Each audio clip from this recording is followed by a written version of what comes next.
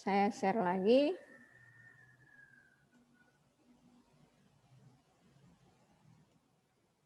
Nah, ini tadi metode alfa ya.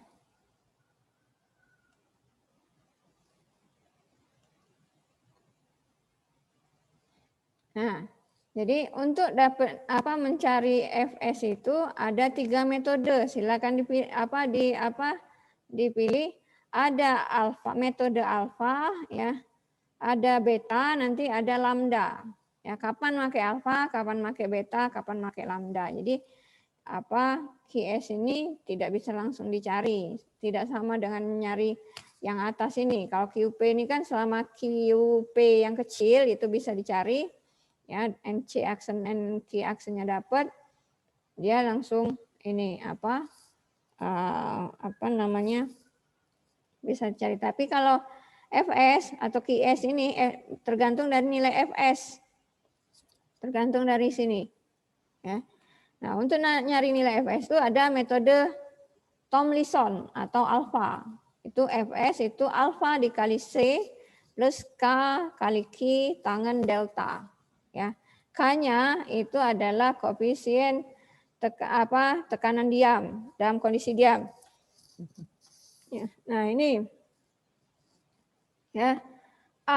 Alfa itu adalah faktor adesi. Ini dapatnya dari sini nih, grafik yang ada di sini. Ya. C itu kohesi. Nah, ini delta sudut gesek. Nah, kalau kita biasanya sudut geseknya itu apa ini? Nah, tadi kalau misalnya sudut geseknya 30 berarti tangan 30, gitu ya. Kemudian Q tegangan vertikal efektif rata-rata. Nah, Q ini dapatnya dari mana? Ini gamma dikali Z. Ya. K-nya 1 min sin akar OCR. Kalau misalnya dia konsolidasi normal, maka OCR-nya 1. Kalau normal ya, konsolidasi normal. Konsolidasi normal itu maksudnya tanahnya itu sebelum dibangun itu belum diapa-apain, belum pernah diapa-apain, masih lahan asli.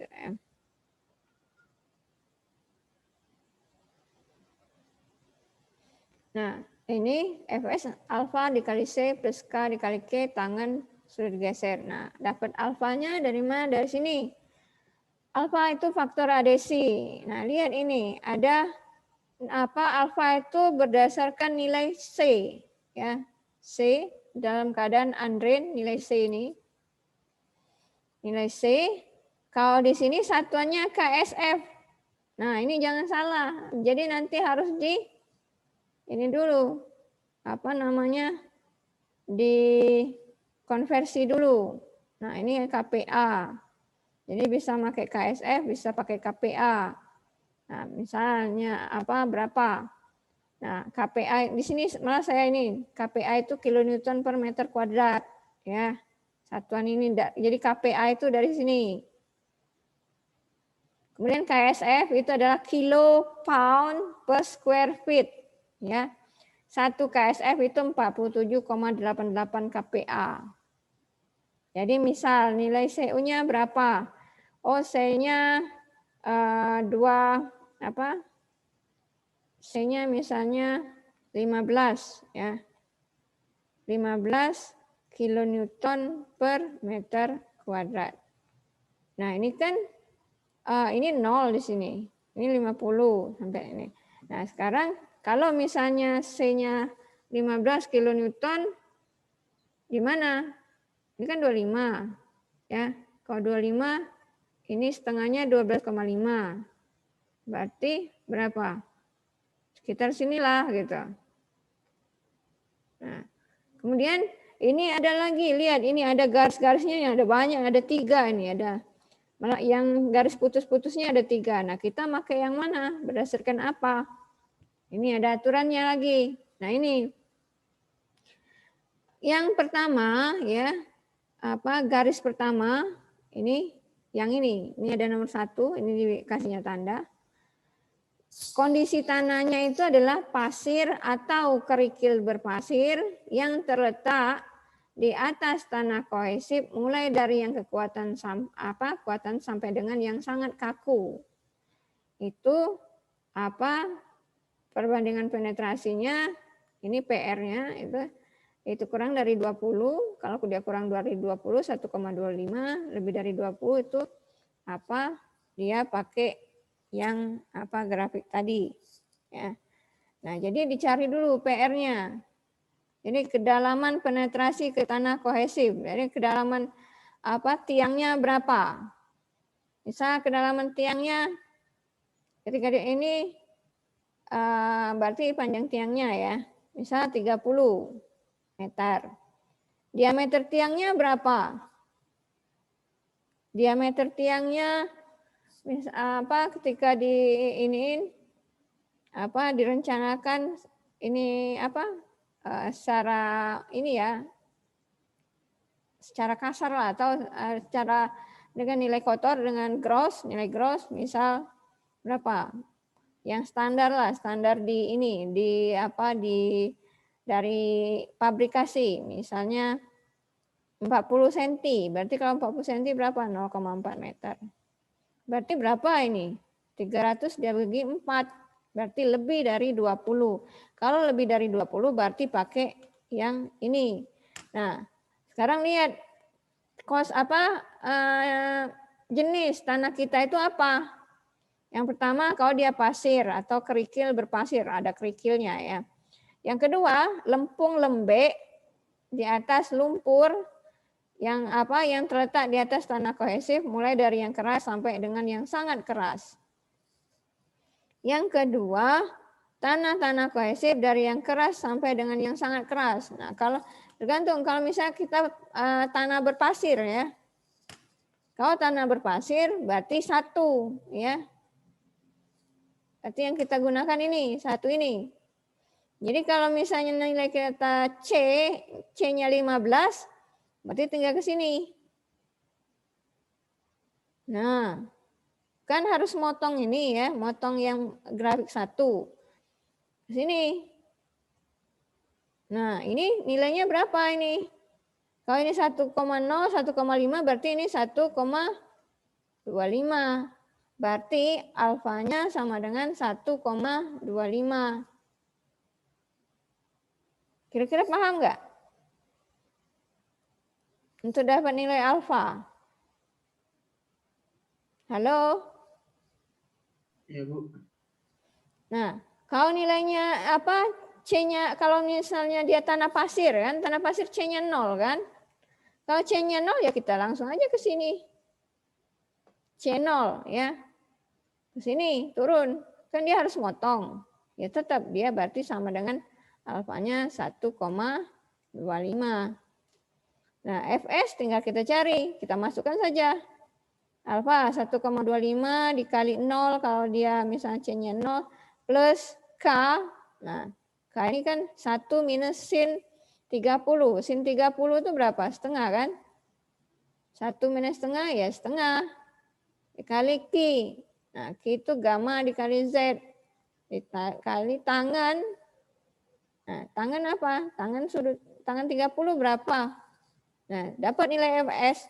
Baru nanti dikali AS. Itu kalau pakai metode Tomlinson. Ya. Kalau pakai metode Tomlinson. Kalau yang kedua, nah ini ada lagi metode Tomlinson ya. Kalau tadi pasir ini lempung jenuh. Nah, ini lempung jenuh, tapi ini alfanya beda lagi dia. Ya. Dia grafiknya beda dengan yang tadi. Kalau tadi untuk pasir ini tanah lempung jenuh, QU, NC, langsung saja masukkan sini. Nah, ini kan ngikutin aja faktor daya dukung. Pakai yang ini tadi. Ya, NC biasa, bukan NC aksen. Berarti yang ini yang dipakai, yang gunakan. Nah, ini DF kedalaman tiang, CU itu nilai C ya, nilai C.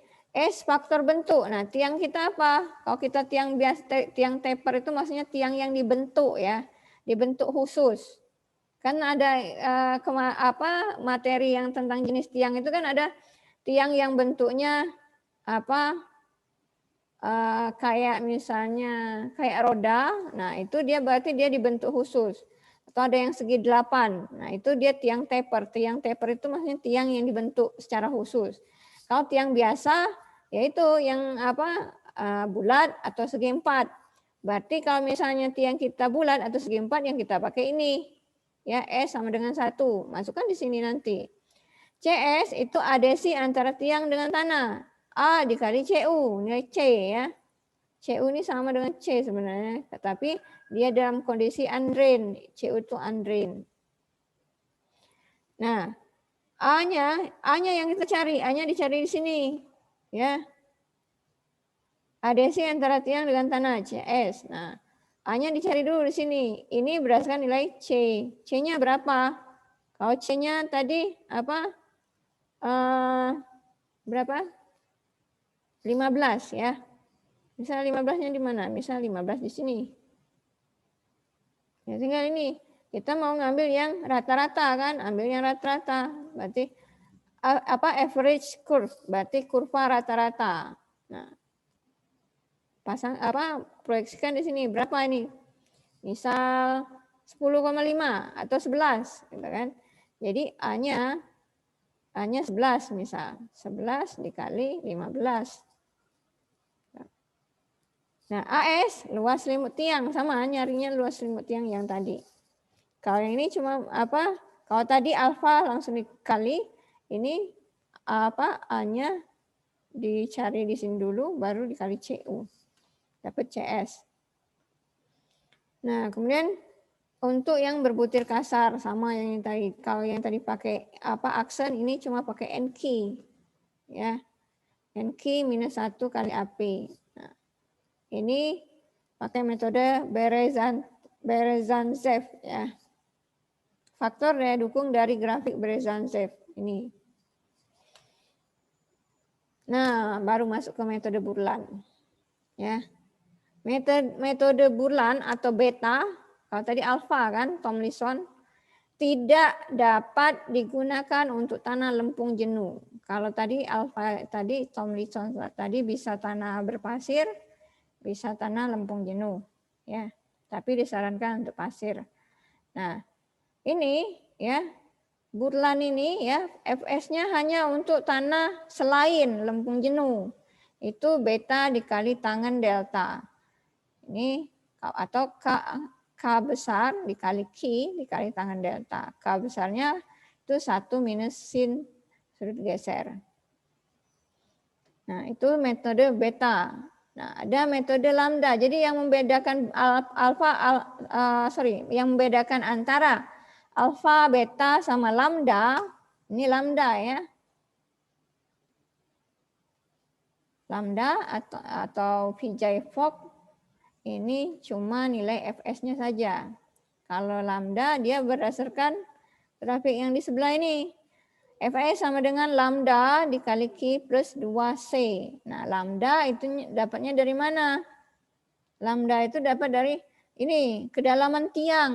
Cuma kedalaman penembusan. Berapa kedalaman tiangnya? Misalnya tadi 30 ya. Ya sudah di sini 30.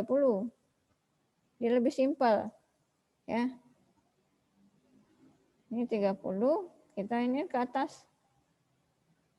Berarti ini berapa? Anggaplah ini misalnya 0,15. Berarti lambdanya sama dengan 0,15. Nah, kira-kira ada yang mau ditanya enggak antara alfa, beta dengan lambda? Ada yang mau ditanya? Ada yang mau bertanya? Ibu nak nanya yang soal kedalaman tiang, Bu. Ya, kenapa? Nah, ke dalam tiang kan misalnya 19,8 meter, Bu. Itu boleh enggak, Bu, jadi ke 20 meter? Ya, ini kan tadi kan baliknya ke ini, ke data sondir. Kalau misalnya maksudnya gini ya, sekarang gini, saya tanya dulu, kedalaman sondirnya berapa? Kalau misalnya kedalaman sondirnya 19,8 ya, terus kalian mau apa 20. Kan nanti gimana ininya, nilai kisahnya dapatnya dari mana? Kan dia cuma batas 19,8 misalnya. Kan kita kedalaman tiang kita itu kan berdasarkan grafik sondir saja. Paham nggak? Berdasarkan Iya paham Bu. Nah, berdasarkan grafik sondir saja. Misalnya grafik sondirnya berhenti di 19,8 yang ini. Maksudnya yang ini kan? Yang ini tadi kan? Mana yang tadi ya? Grafik yang tadi ya? Iya, contoh grafik tadi Bu. Nah, dia karena grafiknya cuma sampai 19,8, kita kan yang ketika kita merencanakan, kita kan mau mengambil nilai QU sama JHP-nya. Ya kan? Ya, apa namanya ya nanti pengaruhnya ke ini ke nilai QC sama nilai QC dengan JHP-nya ya, karena nilai QC sama JHP itu dia di terakhirnya di 19,8. Nah ini kan perhitungan ya. Ini kan perhitungan kita harus mengikuti data, ya kan? Kita kan sebagai perencana, perhitungan kita harus mengikuti data. Nah, tapi nanti ketika di lapangan orang mancang, ya, itu kan yang pasti dia tidak boleh ketika mancang. Ini sudah mancang ya. Kalau perhitungan harus ngikutin data penyelidikan ya, paham nggak? Halo? Iya Bu. Jadi ketika kita ngitung, kita berdasarkan data penyelidikan, data sondir ya. Kalau 19,8 ya 19,8. Tapi yang pasti itu kan 19,8 itu kan dia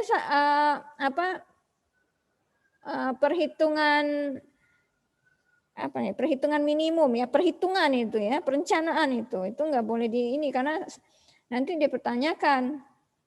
Nah, ketika sudah pelaksanaan kan sudah selama pelaksanaan itu dia melaksanakan itu lebih dari atau sama dengan ya, lebih dari atau sama dengan 19,8. Gitu. Berarti kan 19,8 itu kan tanah kerasnya saja. Berarti kalau sudah 20 kan sudah masuk benar-benar masuk ke dalam lapisan tanah keras kan. Nah, tapi perhitungan kita, karena perhitungan kita itu berdasarkan data, ya, paham nggak? Perhitungan kita berdasarkan data. Nah, tapi itu kan perhitungan ini kan perencanaan. Nanti kita menentukan diameternya sekian. Nah, pelaksanaannya di lapangan, pelaksanaan ketika dia mancang itu tidak boleh kurang dari 19,8. Kira-kira paham nggak? Iya Bu. Oke, ada lagi? Ada lagi nggak? Mau tanya Bu tentang metode Tomlinson Bu yang kurang ngerti tadi. Nah, kenapa metode Tomlinson? Itu kan ada keadaan 1, 2, 3 kan Bu.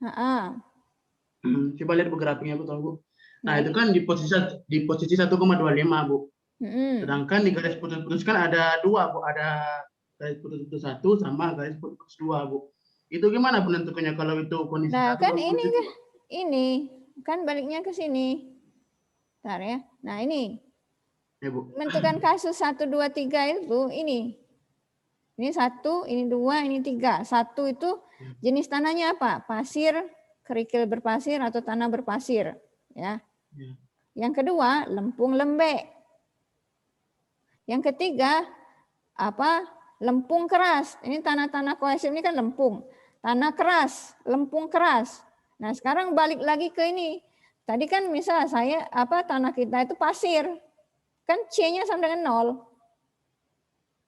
Kalau pasir kan C-nya sama dengan 0. Jadi tergantung jenis dari pengujian laboratorium, jenis tanah kita apa. Kalau tanah kita berpasir, berarti kita pakai grafik yang 1. Ya, yang 1 kan yang ini ya. Yang paling atas kan.